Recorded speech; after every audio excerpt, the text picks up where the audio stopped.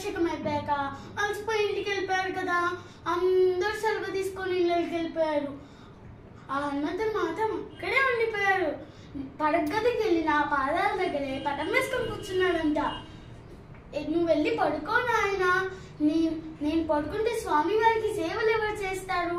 అమ్మా, నువ్వు చేసే నీ సేవలు వేరే, నేను చేసే సేవలు వేరే. స్వామివారు చప్పున లేచి శిరోభారంగా ఉంది అమాంతం ఎగిరి సంజయన్ పర్వతం మీద 4 మూలికలు పట్రా అంటే నువ్వు ఎగరగలవా? నేనైతే రివ్వున ఎగిరి వచ్చేయగలను. నీ వల్ల ఇలాంటివి నీతో ఇలాంటివి కావుక, నీ వల్ల ఇలాంటివి కావుక. స్వామి, నేను చిట్కలు వేసుకోగలను. ఎవరి ఆవలింతలకి వాళ్ళు చిట్కలు వేసుకోవడం ప్రమాదం, దోషం అని పెద్దలు చెప్తారు. అయితే సరే, నువ్వు అక్కడ కనిపిస్తున్నా ఆ గోపురంకి వెళ్ళి ఎగిరి కూర్చో. స్వామి వారు ఆవరించినప్పుడల్లా చిట్కలు వే, అందరు వింటారు, పుణ్యం కూడా. సరే అమ్మా అని వెళ్ళిన హనుమంతుడికి సందేశం వచ్చింది.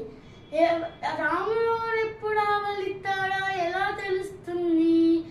ఐడియా వచ్చింది. ఆపకుండా చిక్కలేయడం మొదలు పెట్టారు. అక్కడ రాములో కూడా అనుమానం వచ్చింది. అక్కడ రాములో కూడా అనుమానం వేసింది. ఏం చేశారో తెలుసా? ఆయన కూడా ఆపకుండా ఆవలింతలు మొదలు పెట్టారు. Thank you.